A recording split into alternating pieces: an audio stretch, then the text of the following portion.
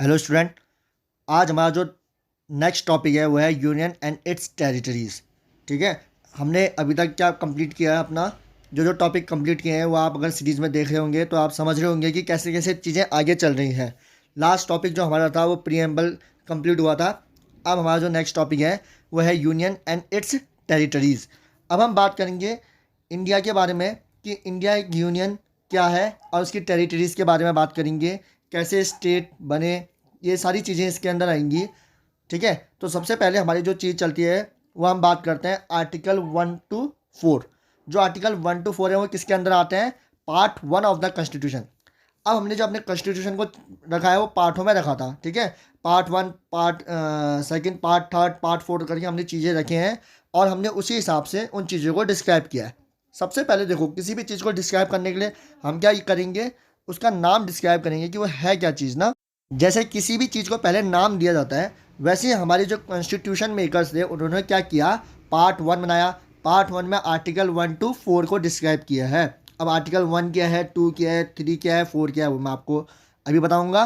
तो हमने क्या किया, सबसे पहले पार्ट 1 में आर्टिकल 1 to 4 रखे जिसमें हमने किसकी बात करी, यूनियन और इट्स टेरिटरी। सबसे पहले हम क्या डिफाइन करेंगे कि हमारे देश का नाम क्या है। ये तो डिफाइन करेंगे कि हमारे देश का नाम क्या है, इसकी बाउंड्री कहाँ है, इसका एरिया कितना है। वही चीज़ हम इस लेक्चर में समझने वाले हैं। तो पार्ट 1 में हमने यूनियन एंड इट्स टेरिटरीज की बात करी। ठीक है। कभी क्वेश्चन पूछ जाता है पार्ट 1 किससे रिलेटेड है, यूनियन एंड इट्स टेरिटरीज। मतलब यूनियन मतलब पूरा समूह और उसकी टेरिटरी मतलब उसका एरिया कितना आता है। तो इसके अंदर 4 आर्टिकल्स आते हैं, आर्टिकल 1 to 4। तो आर्टिकल 1 क्या डिफाइन करता है? आर्टिकल 1 डिफाइन करता है name and territory of the union. हम क्या करते हैं, यूनियन जो हमारी टेरिटरी है, जो हमारी ज़मीन है, जो हमारा यूनियन है, इसका हमने क्या डिफाइन किया है, नाम किया है। आर्टिकल 2 क्या डिफाइन करता है, एडमिशन और इस्टेब्लिशमेंट ऑफ न्यू स्टेट। हम जो स्टेट रहेंगे इसके अंदर वो कैसे बनाएंगे, इसका एडमिशन कैसे होगा, इस्टेब्लिशमेंट कैसे होगा, आर्टिकल 2 इसके अंदर आता है। ये सारी चीज़ें अभी डेप्थ में आएंगी, आप अभी पहले ही समझो कि क्या क्या चीज़ें आती हैं। आर्टिकल 3 डिफाइन करता है formation of new state and alteration of area, boundary और name of the existent state. ये क्या करता है, किसी भी अगर स्टेट, नया स्टेट बनाना है, जैसे हमारे स्टेट हैं, हम कोई भी एक नया स्टेट बनाना चाहते हैं, वो आर्टिकल नंबर 3 से बनता है। किसी भी स्टेट का एरिया कम ज़्यादा करना चाहते हैं या उसका नाम चेंज करना चाहते हैं तो वो किसके अंदर आता है, आर्टिकल 3 के अंदर। और आर्टिकल 4 जो कहता है law made in article 2 and article 3। जो भी हम लॉ बनाएंगे, ठीक है, जो भी हम बिल पास करेंगे आर्टिकल 2 के अंदर या आर्टिकल 3 के अंदर, कोई नया स्टेट बनाएंगे या फिर किसी स्टेट का एरिया कम या ज़्यादा करेंगे, are not to be consider amendment. उसमें अमेंडमेंट की ज़रूरत नहीं पड़ेगी। मतलब सिंपल सी ये बात कहो कि जो गवर्नमेंट है हमारी, जो सेंट्रल गवर्नमेंट है, वो ईजिली इन चीज़ को कर सकती है। किसी भी स्टेट का नाम चेंज करना या किसी भी स्टेट को बड़ा छोटा करना, ये सेंट्रल गवर्नमेंट के हाथ में रहता है, ना कि स्टेट गवर्नमेंट के हाथ में। धीरे धीरे जब आप रूल्स को समझोगे और इन चीज़ों को अच्छे से जानोगे तब आप कह सकते हो हाँ, सेंट्रल गवर्नमेंट के पास ये पावर है कि वो किसी भी स्टेट का नाम चेंज कर सकता है, किसी भी स्टेट का एरिया बड़ा घटा सकता है। जैसे अभी उत्तर प्रदेश है, सपोज करो हमने कह दिया उत्तर प्रदेश के हमने 4 हिस्से कर दिए, हमने उसको 4 टुकड़ों में बांट दिया और सबका अलग अलग नाम दे देंगे, तो स्टेट गवर्नमेंट भी कुछ नहीं कर सकती। वो सारी पावर किसके हाथ में होती है, सेंट्रल गवर्नमेंट के हाथ में होती है। स्टेट गवर्नमेंट कह सकती है लेकिन उसका कहना या ना कहना ज़्यादा इंपॉर्टेंस नहीं रहता, क्योंकि ये सारी पावर किसके हाथ में है, सेंट्रल गवर्नमेंट के हाथ में है। सेंट्रल गवर्नमेंट चाहे तो किसी भी स्टेट के कितने भी टुकड़े कर सकता है, किसी भी स्टेट का एरिया बढ़ा सकता है। सपोज करो उसने उत्तर प्रदेश का एरिया इतना बढ़ा दिया और वो मध्य प्रदेश तक भी का भी एरिया अपने अंदर ले सकता है। तो ये सारी चीज़ें किसके अंदर आती हैं, ये सारी चीज़ें आती है सेंट्रल गवर्नमेंट के अंदर। और ये चीज़ करने के लिए उन्हें कोई अमेंडमेंट नहीं करना पड़ेगा, कोई संशोधन नहीं करना पड़ेगा। वो सिंपल मेजॉरिटी से, मतलब जो उनकी पार्लियामेंट है वो सिंपल मेजॉरिटी से क्या करेगी, इस चीज़ को पास कर सकती है। अब नेक्स्ट आओ आप, name and territory of the union. सबसे आर्टिकल फर्स्ट में हमने क्या बात करी थी, हमने ये बोला था कि हमने सबसे पहले देखो कोई बच्चा भी पैदा होता है हम क्या देते हैं, नाम, सबसे पहले नाम देते हैं ना उसको कि उसका नाम क्या है। तो हम उसको डिफाइन करते हैं कि कौन हो तुम। तो वैसे हमने सबसे पहले क्या किया, आर्टिकल 1 में क्या रखा, name and territory of the union define करी। हमने ये डिफाइन किया कि ये अब तो हमारे पास लैंड मिल गई, इतना एरिया हमको मिल गया, तो इसका नाम क्या है? हमने कहा name of the country describe India as Bharat. हमने इसका नाम इंडिया या भारत, ये दो शब्द इंडिया के हैं जो कि हमने इसके रखे थे। इंग्लिश में इंडिया कहते हैं और हिंदी में Bharat. As union of state and not federation of state. अब यहाँ पे बहुत इंपॉर्टेंट चीज़ समझनी है, हम अपने आप को कहते हैं union of states and not federation of state. इसका मतलब क्या है? सबसे पहले हमारे, जैसे आप एग्जांपल दे रखे हैं यहाँ पे एक ट्री बन रखा है, ठीक है, जिसका नाम भारत कहो या इंडिया कहो, ये दोनों शब्द एक ही हैं। तो ये पेड़ है ना, तो इस पेड़ की शाखाएं हैं अलग अलग, ठीक है, ब्रांचेस हैं अलग अलग। तो हमने किसी को गुजरात, किसी को जम्मू कश्मीर, किसी को महाराष्ट्र, न्यू दिल्ली, यूपी, इस टाइप से डिफाइन किया है। तो कहने का मतलब क्या है? हम यूनियन है, यूनियन ऑफ स्टेट, मतलब हमारे वहाँ जो हमारे यहाँ पहले क्या बना? इंडिया बना। सबसे पहले यहाँ क्या आया होगा? पेड़ आया होगा, फिर तो उसकी ब्रांचेस आई ना। तो वैसे ही क्या है, पहले हमारे यहाँ देश बना, ठीक है, हमारा देश बना भारत। उस बाद हमने क्या किया? उस भारत में हमने स्टेट अपने हिसाब से बनाए। हमने स्टेट किस हिसाब से बनाए? एडमिनिस्ट्रेशन के हिसाब से, कि कैसे इनको हम डिवाइड करेंगे स्टेट बाय स्टेट। हमने स्टेट उसके बाद बनाए, ठीक है। तो हमने क्या है? Union of state. ये सारे स्टेटों का क्या है? यूनियन है, जिसे हम कहते हैं भारत, ठीक है। And not federation of state. Federation of state की अगर मैं डेफिनेशन दूं आपको, तो हम एग्जांपल ले सकते हैं यूनाइटेड स्टेट ऑफ अमेरिका का। वहाँ पे क्या है? देखो, आप जब नॉर्थ अमेरिका देखते हो तो वहाँ पे क्या है? 50 स्टेट्स हैं जो मिलके उन्होंने क्या बना रखा है? यूनाइटेड स्टेट ऑफ अमेरिका बना रखा है। उन्होंने क्या है? सब अलग अलग कंट्री थी जो फ्रीडम थी, ठीक है, फ्रीडम आप कह सकते हो स्टेट थे। उन्होंने क्या किया? अब उन्होंने क्या किया? समूह बनाया। उन्होंने एक म्यूचुअल अंडरस्टैंडिंग से साथ आए और उन्होंने क्या किया? एक फेडरेशन में साइन किया, जिसमें कहा कि अब हम सब मिलके एक देश बनाते हैं। तो इसमें क्या है? हमारे देश के अंदर हमने स्टेट बनाए, वहाँ क्या था? स्टेटों ने मिलके एक देश बनाया। तो फेडरेशन ऑफ स्टेट नहीं है हमारा, हमारा क्या है? Union of state. जैसे पेड़ है, इंपॉर्टेंट क्या है? पहले क्या आया? भारत आया, इंडिया आया, पेड़ सबसे पहले आया, फिर उसकी ब्रांचेस आई।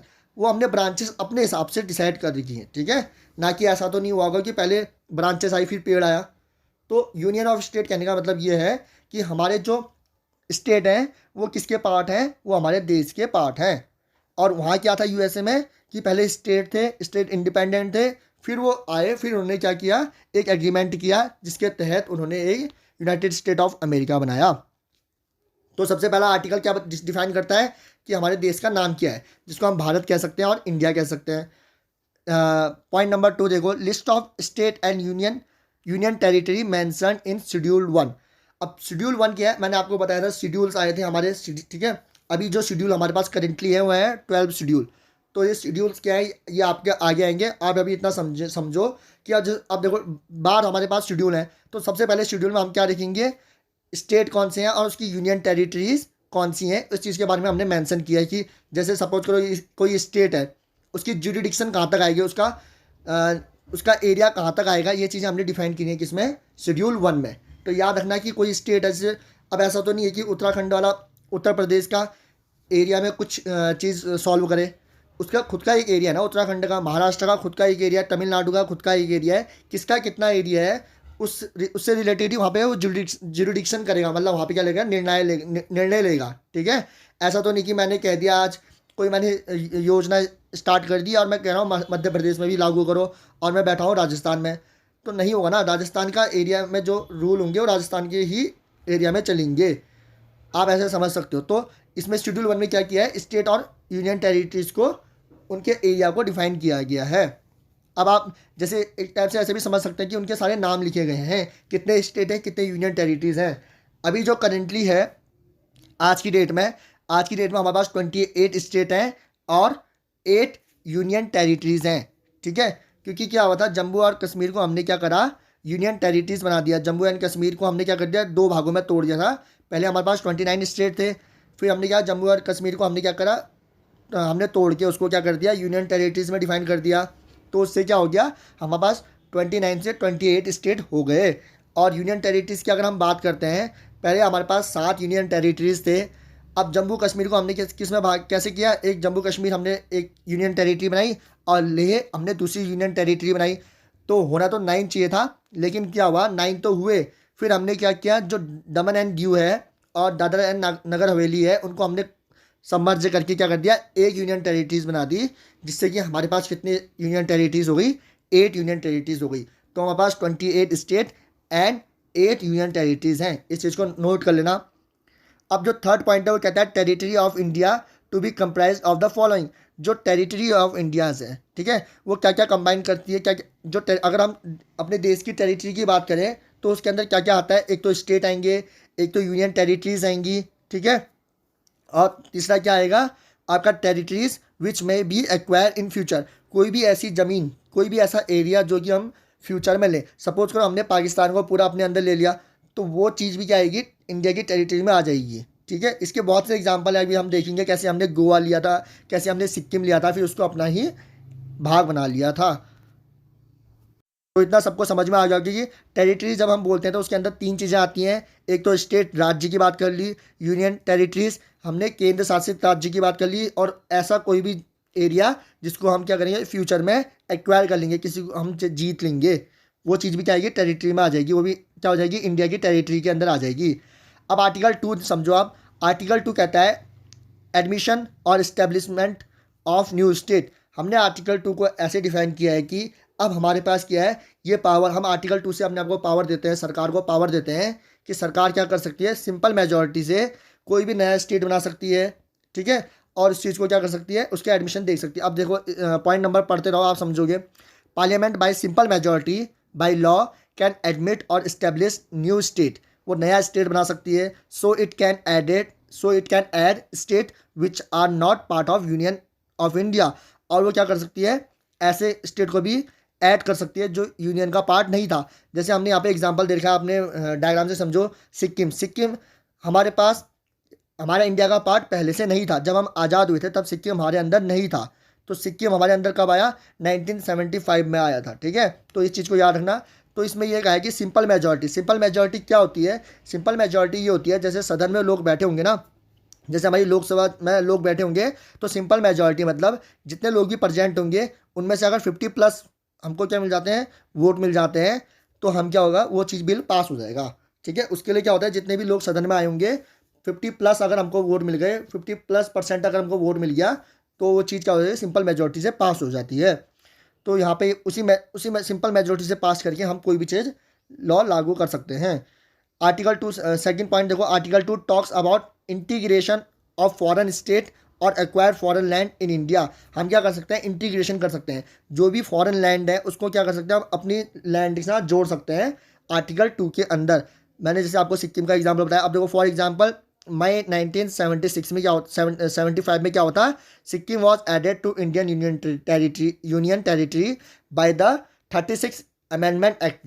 यहाँ पे हमने 36 अमेंडमेंट एक्ट किया था, जिसके तहत हमने क्या किया था, सिक्किम को अपने देश के अंदर जोड़ दिया था, ठीक है। तो हम आर्टिकल 2 के अंदर क्या कर सकते हैं, सिंपल मेजॉरिटी से हम क्या कर सकते हैं, कोई भी नया स्टेट बना सकते हैं, और किसी भी स्टेट को हम अपने देश के अंदर, किसी भी आउटर फॉरेन लैंड को हम अपने अंदर जोड़ सकते हैं। यह आर्टिकल 2 बोलता है। आर्टिकल 3 क्या बोलता है, आर्टिकल 3 ये बोलता है formation of new state and altercation of area, boundary और नेम ऑफ एग्जिस्टेंट स्टेट। हम क्या कर सकते हैं, फॉर्मेशन ऑफ न्यू स्टेट, हम कोई भी नया स्टेट बना सकते हैं, एंड अल्टरेशन ऑफ एरिया, किसी भी स्टेट का एरिया बढ़ा या घटा सकते हैं, उसकी बाउंड्री को भी बढ़ा घटा सकते हैं, और नाम भी उसका चेंज कर सकते हैं। वो सारी पावर किसको दे रखी है, हमने पार्लियामेंट को दे रखी है। कहने का मतलब हमने सेंट्रल गवर्नमेंट को ये सारी पावर दे रखी हैं। तो इस चीज़ के अंदर क्या आता है, जैसे मैं आपको एग्जांपल बताता हूँ, पहले आप समझो, ठीक है। जैसे उत्तर प्रदेश था, उत्तर प्रदेश को हमने तोड़ के उत्तराखंड बनाया, ठीक है। अगर सपोज हम करें उत्तराखंड को भी तोड़ के, या उसका नाम चेंज कर दें, या उसका एरिया चेंज करें, या उत्तर प्रदेश का एरिया चेंज करें, या महाराष्ट्र का नाम या एरिया चेंज करें, वो सारी पावर किसके हाथ में है, सेंट्रल गवर्नमेंट के हाथ में है। इसमें बोलते हैं टॉक्स, पॉइंट समझो, टॉक्स अबाउट एग्जिस्टिंग स्टेट। ये किसके बारे में बात कर रहा है, जो अभी स्टेट एग्जिस्ट करते हैं। Formation of new state from 2 और मोर स्टेट। ये यहाँ पे क्या कर सकते हैं, एक नया स्टेट बना सकते हैं, जो कि क्या होगा, 2 या 2 से अधिक स्टेट को मिलके भी बना सकते हैं। जैसे इन्होंने एग्जांपल ले लो, मैं आपकी बात करता हूँ। इन्होंने उत्तर प्रदेश, झारखंड, छत्तीसगढ़ से एक, और मध्य प्रदेश से एक बड़ा सा एरिया उठाया और नया स्टेट का नाम दे दिया। ऐसा भी एक नया स्टेट बना सकते हैं कि दूसरी जगह की बाउंड्री कम करके एक नया स्टेट भी बना सकते हैं। Change the name of the state. Third point देखो, आप किसी भी स्टेट का नाम चेंज कर सकते हैं। जैसे इन्होंने मध्य प्रदेश का नाम चेंज करके कुछ और रख दिया। ठीक है, या महाराष्ट्र का नाम चेंज करके कुछ और रख दिया, ये चीज़ भी ये कर सकते हैं। डिमिनाइज एरिया ऑफ एनी स्टेट, किसी भी स्टेट का एरिया कम कर सकते हैं। अब सपोज करो नया स्टेट बना रहे तो किसी ना तो किसी स्टेट का एरिया कम करना पड़ेगा ना, तो वैसा भी कर सकते हैं। या नॉर्मली वे में क्या कर सकते हैं, एक स्टेट का एरिया दूसरे स्टेट को भी दे सकते हैं। ये सारी पावर किसके अंदर आपके पास आती है, पार्लियामेंट के पास आती है। Alter boundary of any state, किसी भी स्टेट का ये क्या कर सकते हैं, नक्शा बदल सकते हैं। Alter name of any state, किसी भी स्टेट का नाम चेंज कर सकते हैं। और ये चीज़ें करने के लिए इनको सिर्फ सिंपल मेजॉरिटी मतलब 50% प्लस 1 वोट चाहिए, जिससे कि ये सारी चीज़ें कर सकते हैं। जैसे कि लोकसभा बैठेगी, उसमें क्या होगा कि कोई बिल पास करेगा, गवर्नमेंट लाएगी ये बिल, तो उसके बाद क्या होगा, अगर 50+ मेजॉरिटी मिल गई उनको तो क्या होगा, बिल पास हो जाएगा और चीज़ें चेंज हो जाएंगी। अब जैसे हम बात करते हैं article 3, so that our constitution express an indestructible union with destructible state. ये बहुत इंपॉर्टेंट लाइन है।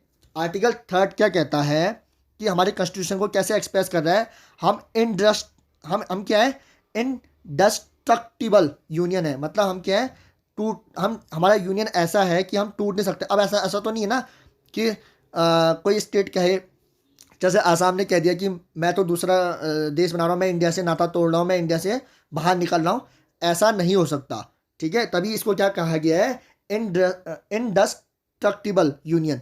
ये ऐसा यूनियन है जो टूट नहीं सकता विथ डिस्ट्रक्टिबल स्टेट। लेकिन स्टेट क्या हो सकते हैं, टूट सकते हैं। जैसे कि मैंने कहा, कैसे टूट सकते हैं, टूट सकते हैं का मतलब ये है यहाँ पे कि हम उनका एरिया चेंज कर सकते हैं, उनका नाम चेंज कर सकते हैं। अब जैसे महाराष्ट्र बड़ा है या उत्तर प्रदेश बड़ा है, उत्तर प्रदेश को हमने 4 भागों में डिवाइड कर दिया है, 6 भागों में डिवाइड कर दिया, या 2 भागों में डिवाइड कर दिया, तो वो क्या हो रहा है, डिस्ट्रक्टिबल हो रहा है ना। हम स्टेट को क्या करते हैं, तोड़ सकते हैं, लेकिन हम यूनियन को नहीं तोड़ सकते। कि मतलब कहने का मतलब ये है, जो भी स्टेट इसके अंदर आते हैं वो स्टेट इसके ही रहेंगे, इनडिस्ट्रक्टिबल रहेंगे, लेकिन स्टेटों को हम तोड़ सकते हैं। ये आर्टिकल 3 के अंदर आता है।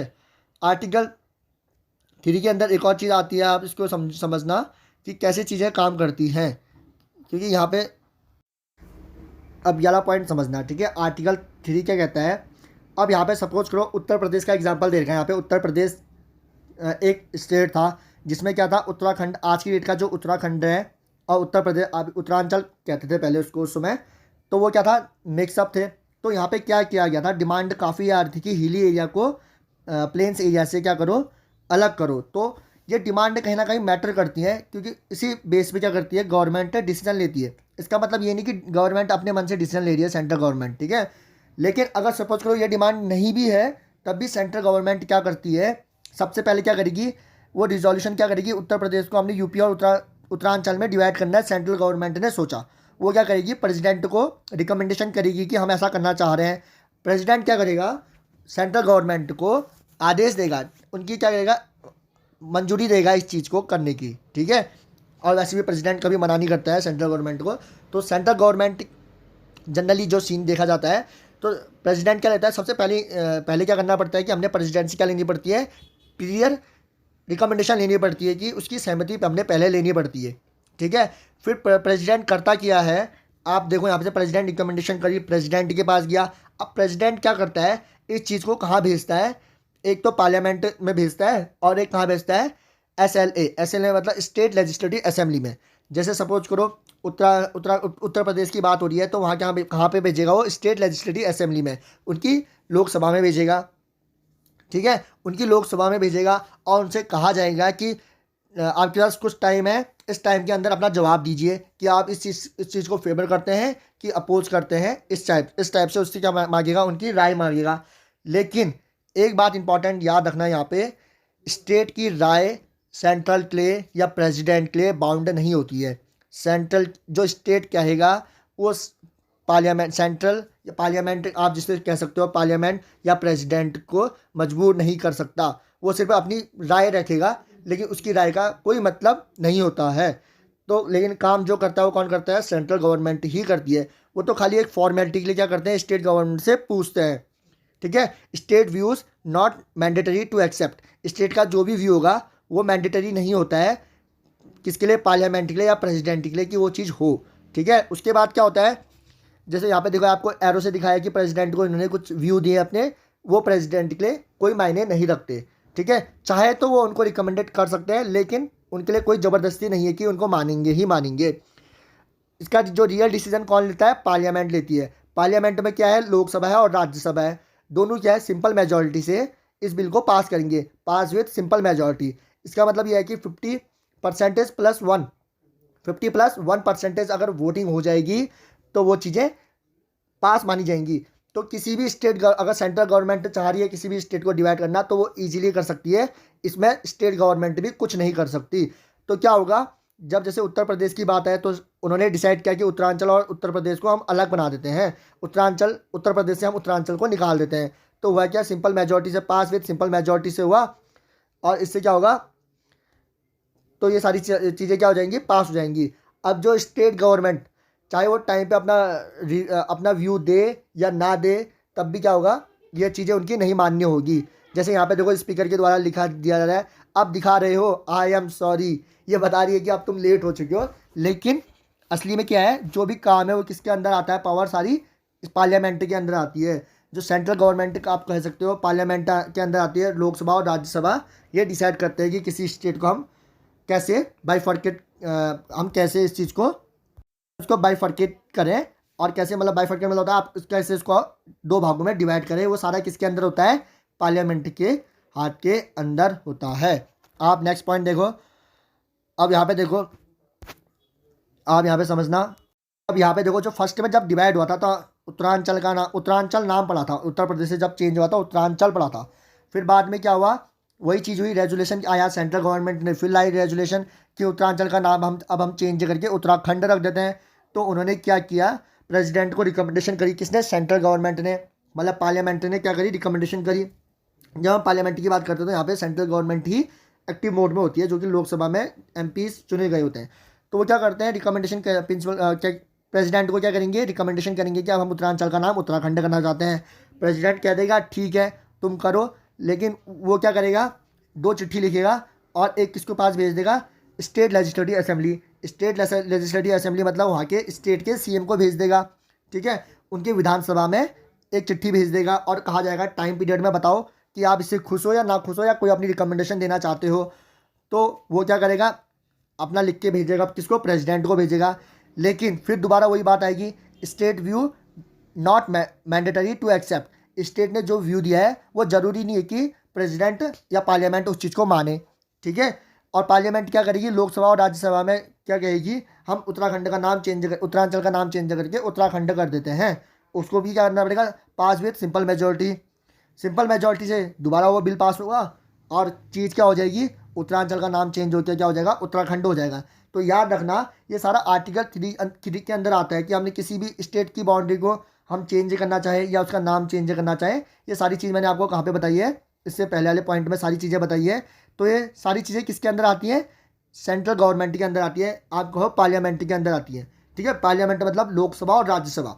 लोकसभा में कौन लोग बैठते हैं, वो लोग बैठते हैं जिनको हम चुन के अपनी कंस्टिट्यूएंसी से चुन के भेजते हैं।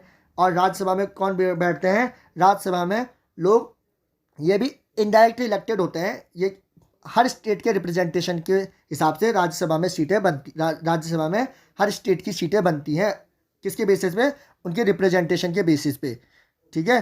तो यहाँ पे क्या होता है, इनका नाम चेंज होकर क्या हो गया, उत्तराखंड हो गया। और स्टेट गवर्नमेंट की बात अगर हम करें, विधानसभा की बात करें किसी स्टेट की, तो उसका इसमें कोई भी इन्वॉल्वमेंट नहीं रहता है। अब यहाँ पे आओ, आप यहाँ पे समझो कि अब हम पॉइंट नंबर समझ रहे हैं कौन सा, लॉ आर्टिकल नंबर नेक्स्ट समझे थे, ठीक है। ये लास्ट पॉइंट है इसका, आप समझना यहाँ पे, law made in article 2 and 3 are not to be consider amendment.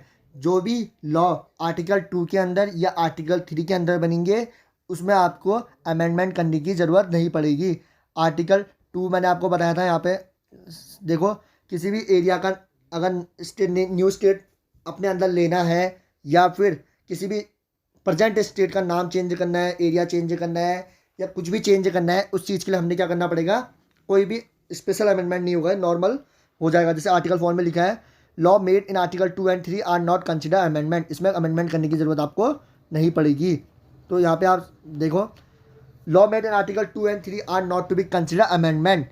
ठीक है, यहाँ पे क्या है, any law made in article 2 and 3 shall contain provision for the amendment to schedule 1 and 4। हम शेड्यूल में चेंज करेंगे। शेड्यूल में क्या चेंज करेंगे, हमने आपको इससे पहले बताया कि शेड्यूल 1 में क्या बात करी गई थी। शेड्यूल 1 में बात करी थी यूनियन एंड इट्स टेरिटरी। ठीक है, कोई भी यूनियन है पूरी, मतलब डिफाइन किया है कि कितना एरिया इंडिया का है, कौन सा स्टेट के पास कितना एरिया है, जिसमें उसकी क्या आती हैं, जुरिडिक्शन आती हैं। अगर सपोज करो आर्टिकल 2 या आर्टिकल 3 की बात करते हैं, तो हम क्या करते हैं, किसी की भी एरिया को हम बढ़ाते हैं, छोटा करते हैं ना, तो क्या होगा, उसका एरिया बढ़ रहा है, छोटा है ना, तो वो चीज़ के लिए हमको क्या करना पड़ेगा, शेड्यूल 1 में लिखना पड़ेगा कि इसका एरिया कम हो गया है, इसका एरिया, किसका कितना एरिया डिफाइन करना पड़ेगा। एंड शेड्यूल 4 की जो हम बात कर रहे हैं, शेड्यूल 4 के अंदर क्या होता है, एलोकेशन ऑफ सीट इन राज्यसभा। मैंने आपको बताया राज्यसभा में जो सीटें होती हैं वो किसके बेसिस में होती हैं, हर स्टेट के रिप्रेजेंटेशन में होती हैं। तो क्या होगा, किसी का एरिया अगर बहुत हमने छोटा कर दिया या बहुत बड़ा कर दिया, तो उस बेसिस पे क्या होगा, उसकी सीटें भी क्या होंगी, चेंज होंगी ना राज्यसभा में। तो उसमें भी हमने क्या करना पड़ेगा, अमेंडमेंट करना पड़ेगा, मतलब उसमें भी हमने क्या करना पड़ेगा, चेंज करना पड़ेगा। आप ऐसा क्या समझ सकते हो। तो जो भी आर्टिकल 2 और 3 से चेंजेस होंगे वो कहाँ होते हैं, शेड्यूल 1 और शेड्यूल 4 में। शेड्यूल 1 में मतलब उनका एरिया हम अच्छे से लिखेंगे, डिफाइन करेंगे कि इसका एरिया कम हो गया है, बढ़ गया है, कितना बढ़ा है, कितना घटा है। ठीक है, और शेड्यूल 4 में हम ये लिखेंगे कि इसकी राज्यसभा की सीट घटी है या बढ़ी है, कितनी चेंज हुई है, वो चीज़ हम करेंगे। और ये चीज़ करने के लिए हमको सिर्फ क्या करना पड़ेगा, is made by simple majority, और हमने सिर्फ सिंपल मेजॉरिटी से इसमें करना पड़ेगा, not by special majority as specified in article 368। मैंने आपको बताया था 368 आर्टिकल के अंदर हम कॉन्स्टिट्यूशन अमेंडमेंट करते हैं, और ये चीज़ें करने के लिए हमको कॉन्स्टिट्यूशन अमेंडमेंट की ज़रूरत नहीं पड़ेगी। हम क्या करेंगे, सिंपल मेजॉरिटी से ये चीज़ें कर देंगे। ठीक है, सिंपल मेजॉरिटी से करेंगे। और स्पेशल मेजॉरिटी क्या होती है वो मैं आपको आगे बताऊंगा, चलो बता देता हूँ थोड़ा बहुत। स्पेशल मेजॉरिटी ये होती है कि जितने लोग इलेक्टेड लोग होते हैं ना उसमें, जैसे सभा में आप देखते हो कि जरूरी नहीं है कि सभी प्रेजेंट हो। सपोज करो एग्जांपल देता हूँ कि 500 लोग इलेक्टेड आए, ठीक है, तो हम क्या चाहेंगे, 500 लोग अगर इलेक्टेड है तो हम 50% कितना हो गया, 250% हो गए, तो हमको 251 वोट चाहिए किसी भी चीज़ के लिए, तो हम उसको कहते हैं स्पेशल मेजॉरिटी। और सिंपल मेजॉरिटी का कहने का मतलब ये होता है, सपोज करो सदन में तो 500 लोग इलेक्टेड हुए हैं, लेकिन आए कितने, आए सिर्फ 100 में से क्या होगा, 51 वोट किसको मिले, वो क्या होगा, सिंपल मेजॉरिटी से पास होगा। मतलब जितने प्रेजेंट होंगे वो वोट देंगे, और अगर 50+1 है तो सिंपल मेजॉरिटी उसे कहा जाता है।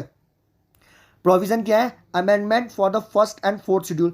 चीज़ें क्या होंगी, सिर्फ फर्स्ट शेड्यूल और फोर्थ शेड्यूल में चेंजेस होंगे। फर्स्ट शेड्यूल में मैंने आपको बता दिया कि बाउंड्री एरिया की बात करी गई है, किसका कितना एरिया है। शेड्यूल 4 में हमने राज्यसभा की सीट एलोकेट करी है। ठीक है, such law can be passed by simple majority, simple majority से पास हो जाएगा। And does not need article 368, article 368 की इसमें जरूरत नहीं पड़ेगी, जो क्या करता है, स्पेशल मेजॉरिटी प्रोविज़न की बात करता है। स्पेशल मेजॉरिटी कहो या फिर आप स्पेशल वोटिंग सिस्टम कहते हैं यहाँ पे, तो वो उन चीज़ की ज़रूरत नहीं पड़ेगी। आपको क्या पड़ेगी, सिंपल मेजॉरिटी, मतलब जितने भी लोग प्रेजेंट हैं उसमें अगर 51% लोगों ने एक साइड वोट दे दिया है, ठीक है, जैसे 100 लोग प्रेजेंट हैं तो 51 लोग जिन्होंने वोट दे दिया है एक साइड को, तो वो सिंपल मेजॉरिटी मानी जाएगी। अगर 200 लोग प्रेजेंट हैं तो 101 वोट जिस साइड पड़ गए तो वो पास हो जाएगा, तो उसे हम कहते हैं सिंपल मेजॉरिटी। आप डायग्राम में देखो, शेड्यूल 1 की क्या बात करते हैं, schedule 1 name of state and union territory. जैसे मैंने यहाँ पे कहा शेड्यूल 1 में चेंज करना पड़ेगा। सपोज करो हमने किसी का नाम चेंज कर दिया, जैसे हमने ऊपर वाले केस में देखा था, उत्तरांचल का नाम हमने उत्तराखंड कर दिया था, तो वो चीज़ लिखना पड़ेगा ना शेड्यूल 1 में कि हमने नाम चेंज कर दिया है, उत्तराखंड का नाम, उत्तरांचल का नाम अब हमने उत्तराखंड कर दिया है। शेड्यूल 4 में क्या है, allocation of seat to Rajya Sabha to state and union territory. जो भी एलोकेशन सीट होती हैं वो किसके बेसिस में होती हैं, किसी स्टेट के एरिया पॉपुलेशन बेस पे होती है ना। तो जब एरिया चेंज हो रहा है तो उसके अंदर आने वाली पॉपुलेशन बढ़ रही है घट रही हो सकती है, तो उस बेसिस भी क्या हो सकता है, उसमें चेंज हो सकते हैं कि किसी की राज्यसभा सीट बढ़ भी सकती है घट भी सकती है। तो उस चीज़ के लिए भी हमको क्या करना पड़ता है, शेड्यूल 4 में चेंज करना पड़ता है।